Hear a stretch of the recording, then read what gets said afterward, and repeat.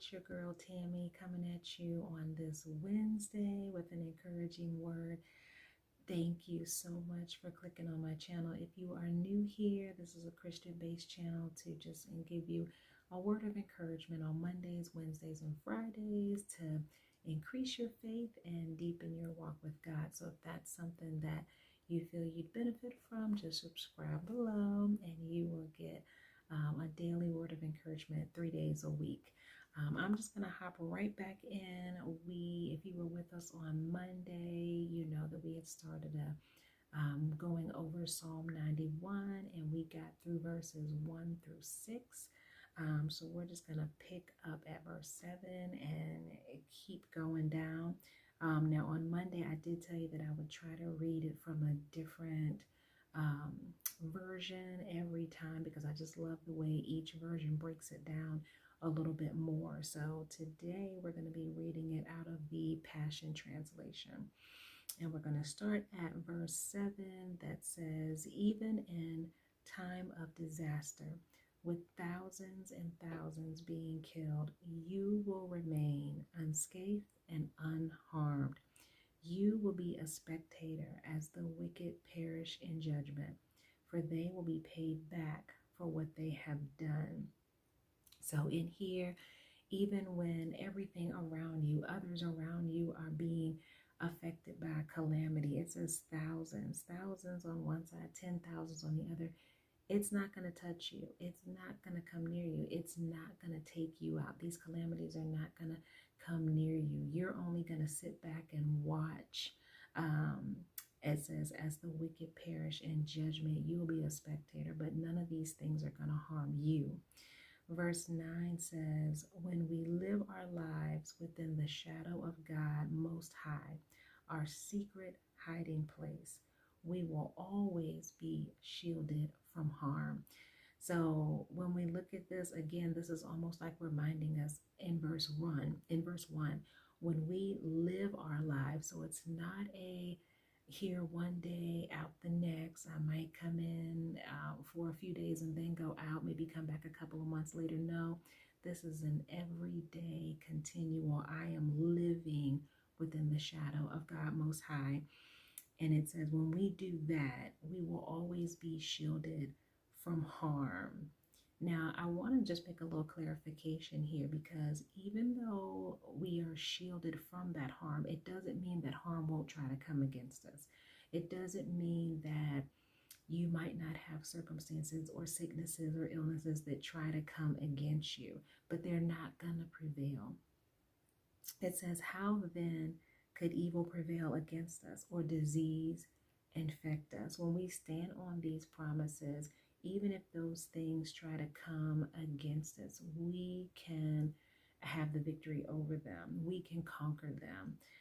We can come out on the other side victorious, where other people will not, who's not living in this secret place. It says in verse 11, God sends angels with special orders to protect you wherever you go, defending you from all harm. If you walk into a trap, they'll be there for you and keep you from stumbling. So God, just know that God has angels, specific angels assigned just for you, and they keep you in all of your ways and all of your dealings. They're there with you to protect you, it says, and defend you from all harm. They're everywhere you go, even if you're somewhere that maybe you're not supposed to be. It says, even if you walk into a trap. So even if we are doing things that may bring us harm or open the door to harm, or maybe we weren't obedient to his word and we find ourselves in a situation that is not positive, he has his angels there defending us and keeping harm from harming us. And it says, if we do walk in that trap, they'll be there to keep us from stumbling. They'll be there to keep us from going under. It says on verse 13, you'll even walk unharmed among the fiercest powers of darkness, trampling every one of them beneath your feet. Now, it says in the Bible as well, not in Psalm 91, But elsewhere in the Bible, it says that God has given us the power over all the power of the enemy. So this is just a reminder, even if we are amongst the fiercest power of evil, we still have more authority. We still have more power over them. It says in verse 14, for here is what the Lord has spoken to me. Because you love me, delighted in me, and have been loyal to my name, I will greatly protect you. So when we love God, when we delight ourselves in him, when we are loyal to him, he says he's going to greatly protect us. He will answer our cry for help every time we pray. So when we know the Lord, when we love him, delight ourselves in him, he hears us when we pray. He hears us when we call, when we cry out for help, when we're in trouble and we cry out to the Lord. He said, I'm going to hear you. I'm going to hear you every time you pray, every time you cry out for help, and you will feel my presence in time of trouble. And I like that there because it says, you'll feel my presence in the trouble, in the midst of the trouble. So it doesn't always say he'll, that you might not fall into trouble, but we're going to feel his presence in trouble. It's almost like Shadrach, Meshach, and Abednego when they were in the fire. They were in the fire, but God was in the fire with them. So even though they were in the middle of a dangerous situation, because God was there with them, they came out unharmed. They came out not smelling of smoke. So I think we can relate that to our own lives. If we are in a situation that's unfavorable, or we see ourselves in trouble or in danger, God is there with us so that we can still come out on the other side unharmed. It says, I will deliver you, and this is verse 15, I will deliver you and bring you honor.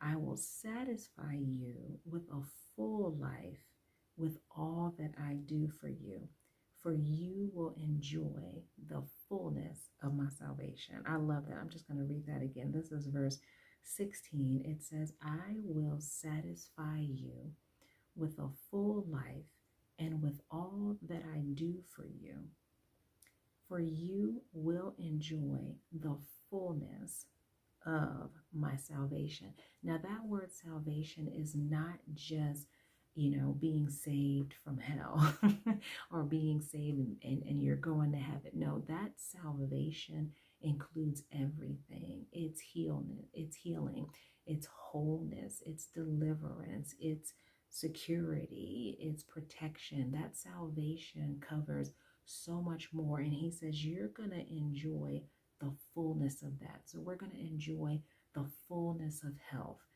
the fullness of wealth, the fullness of supply of whatever we need. We're going to enjoy. He said, I'm going to satisfy you with a full life. For everything that I do for you, you're going to have a full life.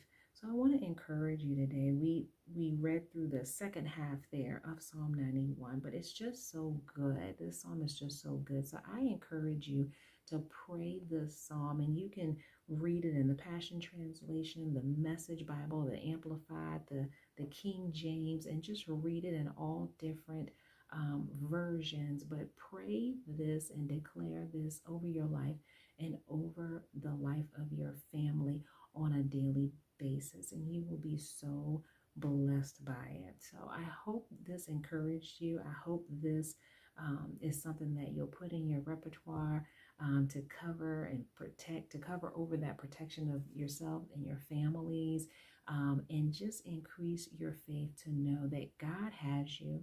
God has your back. He's covering you. You can be safe under his wings.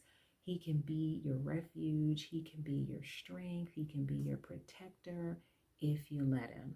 So that is my encouragement for you today on this Wednesday. Be blessed on this Wednesday, and we'll talk soon on Friday.